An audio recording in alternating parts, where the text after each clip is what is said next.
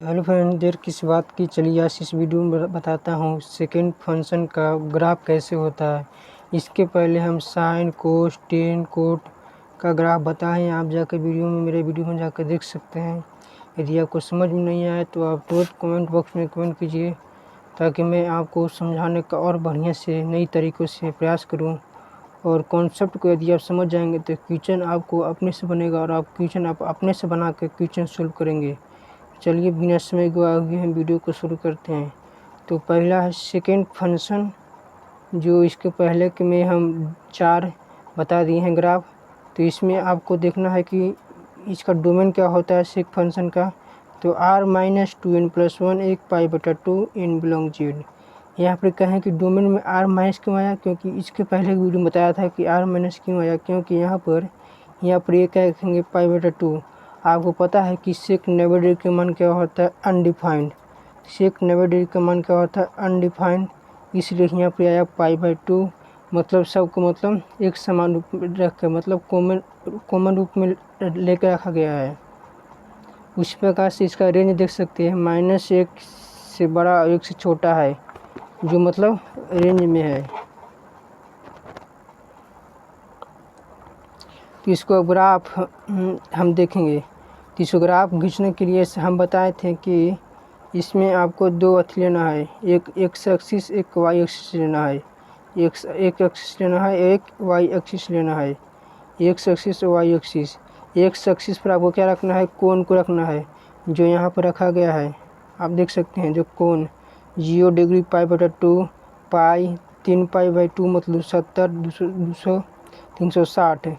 आपको पता होना चाहिए कि सेक एक्स का मान 0, मतलब y बराबर हम एफ एक्स बराबर वाई माने हैं, और y बराबर क्या है, सेक एक्स से। तो सेक एक्स और सेक 0 का मान कितना होता है, कमेंट बॉक्स में जरूर कमेंट करें। सेक 0 पहले सेक किसका उल्टा है, इन्वर्स कोस का। तो कोस 0 का मान कितना होता है, 1। तो सेक 0 का भी मान क्या होगा, 1। तो इसको पहले हम 0 1, तो ग्राफ को देखिए 0 1 कहाँ पर आएगा, वाई एक्सिस पर, क्योंकि आपको पता है कि वाई एक्सिस पर एक्स का मान क्या होता है, 0, जबकि एक्स एक्सिस पर वाई का मान 0 होता है। तो एक्स वाई एक्सिस पर एक्स का मान 0 है, 1 है, 0 1 देखिए यहाँ पर ऐसे। और फिर देखिए सेक 90 डिग्री। सेक 90 डिग्री मतलब π/2 का मान कितना होता है, अनंत, अनडिफाइंड। तो अनडिफाइंड कर रहा है, तो इसलिए ग्राफ का हो रहा है, बढ़ते जा रहा है, मतलब ऊपर की ओर बढ़ते जा रहा है अनडिफाइंड पर।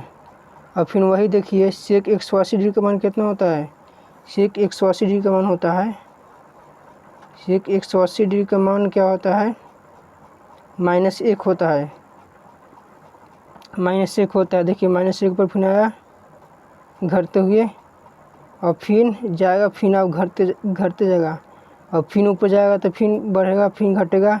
मतलब यही इसका काम है ग्राफ का खींचने का मान में।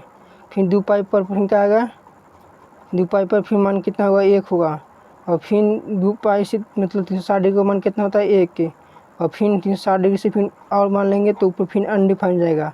मतलब ऊपर क्यों ग्राफ कर रहा है तो मान लीजिए कि अनडिफाइंड, यदि नीचे की ओर आकर्षित कर रहा है तो मतलब अनडिफाइंड होगा, मतलब माइनस अनंत की ओर जा रहा है, और ऊपर अनंत की ओर जा रहा है, आपको पता होगा।